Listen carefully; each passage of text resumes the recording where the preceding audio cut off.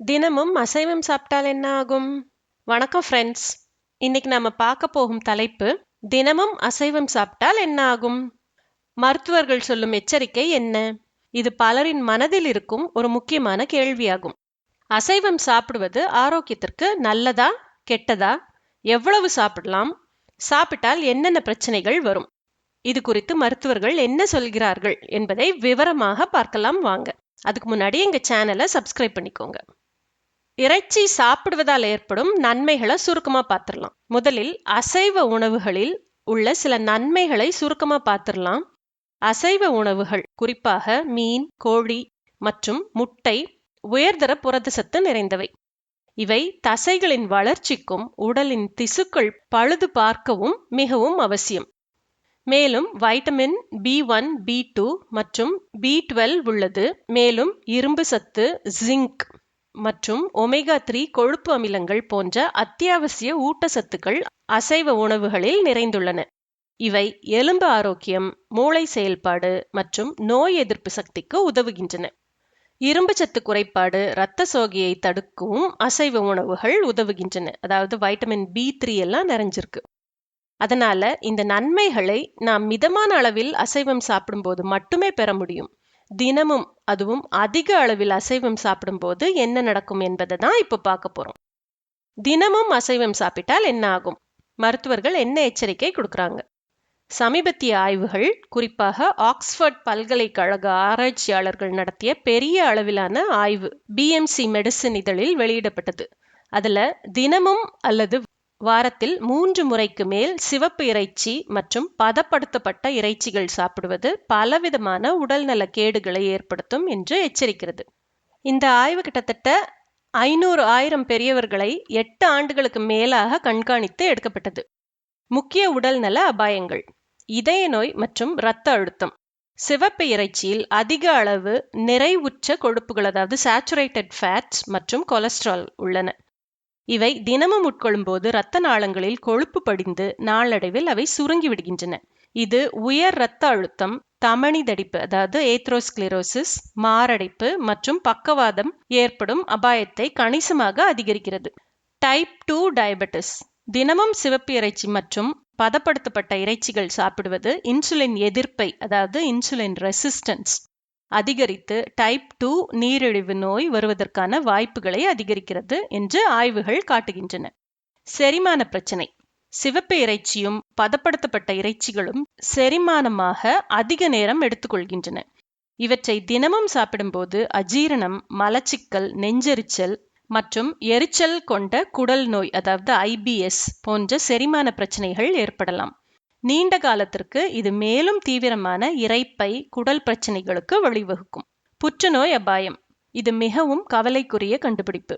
தினமும் சிவப்பு இறைச்சி மற்றும் பதப்படுத்தப்பட்ட இறைச்சிகள் உட்கொள்வது பெருங்குடல் புற்றுநோய், அதாவது கோலன் கேன்சர், மார்பக புற்றுநோய், புரோஸ்டேட் கேன்சர், சிறுநீரகம் மற்றும் செரிமான மண்டல புற்றுநோய்கள் ஏற்படும் அபாயத்தை அதிகரிக்கிறது. பதப்படுத்தப்பட்ட இறைச்சிகளில் உள்ள நைட்ரேட்டுகள் போன்ற செயற்கை பொருட்கள் இந்த அபாயத்தை மேலும் கூட்டுகின்றன. சீரற்ற எடை அதிகரிப்பு மற்றும் உடல் பருமன். அசைவ உணவுகளில், குறிப்பாக கொழுப்பு நிறைந்த இறைச்சிகளில் கேலரிகளும் கொழுப்புகளும் அதிகமாக இருக்கும். தினமும் இவற்றை உட்கொள்ளும் போது எடை அதிகரிக்க வாய்ப்புள்ளது. ஒரு ஆய்வில் அசைவம் சாப்பிடுபவர்கள் 5 ஆண்டுகளில் அசைவம் சாப்பிடாதவர்களை விட அதிக எடை கூடுவதாக தெரிய வந்துள்ளது. குறைந்த ஆயுட்காலம். ஆய்வுகளின்படி தினமும் சிவப்பு அல்லது பதப்படுத்தப்பட்ட இறைச்சிகளை தொடர்ந்து சாப்பிடுபவர்களுக்கு ஆயுட்காலம் குறைவதற்கான வாய்ப்புகள் உள்ளதாக கூறப்படுகிறது. கல்லீரல் பிரச்சனைகள். அதிக அசைவ உணவு பழக்கம் கல்லீரல் செயல்பாட்டை பாதிக்கலாம். கல்லீரல் தொடர்பான நோய்களின் அபாயத்தையும் அதிகரிக்கும். ஹார்மோன் சமநிலை. அதிகப்படியான சிவப்பு இறைச்சி சாப்பிடுவது உடலில் உள்ள ஹார்மோன் அளவுகளை பாதிக்கலாம். இது மனநிலை, வளர்சிதை மாற்றம் மற்றும் இனப்பெருக்க ஆரோக்கியத்தில் பாதிப்புகளை ஏற்படுத்தலாம். ஆன்டிபயோட்டிக் எதிர்ப்பு தன்மை, அதாவது ஆன்டிபயோட்டிக் ரெசிஸ்டன்ஸ். இறைச்சிக்காக வளர்க்கப்படும் விலங்குகளுக்கு நோய்களை தடுக்கவும் வளர்ச்சிக்கும் ஆன்டிபயோட்டிக்கள் அதிகப்படியாக செலுத்தப்படுகின்றன. இந்த ஆன்டிபயோட்டிக் எச்சங்கள் மனித உடலை வந்தடையும் போது மனித உடலில் ஆன்டிபயோட்டிக் எதிர்ப்பு தன்மை ஏற்படலாம். எந்த வகையான அசைவ உணவுகள்? சிவப்பு இறைச்சி அதாவது ரெட் மீட், ஆடு, மாடு, பன்றி இறைச்சி போன்றவற்றை தினமும் சாப்பிடுவது மேலும் குறிப்பிட்ட அனைத்து அபாயங்களையும் அதிகரிக்கிறது. வாரத்தில் 3 முறைக்கு மேல் சாப்பிடுவது அபாயகரமானது. பதப்படுத்தப்பட்ட இறைச்சி அதாவது ப்ராசஸ்ட் மீட், சமைக்கப்பட்டு பதப்படுத்தப்பட்ட இறைச்சிகளான சாசேஜ், பேக்கன், சலாமி, ஹாம் போன்றவற்றை சாப்பிடும்போது இந்த அபாயங்கள் மிக அதிகமாக ஏற்படுகின்றன. இவற்றில் அதிக உப்பு, கொழுப்பு மற்றும் பாதுகாக்கும் ரசாயனங்கள் அதாவது பிரிசர்வேட்டிவ்ஸ் உள்ளன. இவற்றை முற்றிலும் தவிர்ப்பது நல்லது. கோழி இறைச்சி. கோழி இறைச்சி, குறிப்பாக தோல் நீக்கப்பட்ட கோழி மார்பு, சிவப்பு இறைச்சியை விட சிறந்ததாக கருதப்படுகிறது. ஆனால் அதிக அளவில் கோழி இறைச்சி சாப்பிடுவது சில செரிமானம் மற்றும் பித்தப்பை பிரச்சனைகளுடன் இணைக்கப்பட்டுள்ளது. மீன், குறிப்பாக சால்மன், கானாங்கழுத்தி போன்ற கொழுப்பு மீன்கள் அதாவது ஆயிலி ஃபிஷ், ஒமேகா 3 கொழுப்பு அமிலங்களின் சிறந்த மூலமாகும். இவை இதய ஆரோக்கியத்திற்கு நன்மை பயக்கும். வாரத்திற்கு 2 முறை மீன் சாப்பிடுவது நல்லது. இதில் 1 முறை கொழுப்பு மீனாக இருக்கலாம் என்று நிபுணர்கள் பரிந்துரைக்கின்றனர். மருத்துவர்கள் பரிந்துரைக்கும் ஆரோக்கியமான அசைவ உணவு பழக்கம் என்ன? நாங்க எப்போதும் சொல்வது போல, ஆரோக்கியமான வாழ்க்கை முறை என்பது சமசீரான உணவு பழக்கத்தையும் விழிப்புணர்வையும் கொண்டது. அசைவம் சாப்பிட விரும்புபவர்கள் பின்வரும் ஆலோசனையை பின்பற்றலாம். மிதமான அளவு அதாவது மாடரேஷன். அசைவம் என்பது உங்கள் உணவின் ஒரு பகுதியாக இருக்கலாம், ஆனால் அதுவே முழு உணவாக இருக்கக்கூடாது. வாரத்தில் 2 அல்லது 3 முறைக்கு மேல் அசைவம் சாப்பிடாமல் இருப்பது நல்லது. சரியான தேர்வு அதாவது சூஸ் வைஸ்லி. சிவப்பு இறைச்சி மற்றும் பதப்படுத்தப்பட்ட இறைச்சியை குறைக்கவும் அல்லது தவிர்க்கவும். முடிந்தவரை சிவப்பு இறைச்சி மற்றும் பதப்படுத்தப்பட்ட இறைச்சிகளை, அதாவது சுகாதாரத்திற்கு தீங்கு விளைக்கும் பொருட்களை கொண்டுள்ளதால் இதை குறைவாக எடுத்துக்கொள்ளுங்க அல்லது முற்றிலும் தவிர்த்து விடுங்கள். லீன் மீட்ஸை தேர்ந்தெடுங்க, அதாவது கோழி மார்பு, ஸ்கின்லெஸ் சிக்கன் பிரஸ்ட், மீன் போன்ற கொழுப்பு குறைந்த இறைச்சிகளை தேர்ந்தெடுங்க. மீன் வகைகளுக்கு முன்னுரிமை கொடுங்க, அதாவது ப்ரையாரிட்டைஸ் ஃபிஷ். ஒமேகா 3 கொழுப்பு நிறைந்த மீன்களை வாரத்திற்கு 1 முறை உணவில் சேர்த்துக் கொள்ளுங்க. சமைக்கும் முறை அதாவது குக்கிங் மெத்தட்ஸ். பொரிப்பதற்கு பதிலாக கிரில் செய்வது, வேக வைப்பது, பேக் செய்வது போன்ற ஆரோக்கியமான சமையல் முறைகளை பின்பற்றுங்க. எண்ணெய் அதிகம் பயன்படுத்தப்படும் பொரியல் வகைகளை தவிர்க்கவும். காய்கறி மற்றும் பழங்கள். உங்கள் தட்டில் பாதி அளவு காய்கறிகள், பழங்கள் மற்றும் முழு தானியங்கள் இருக்க வேண்டும்.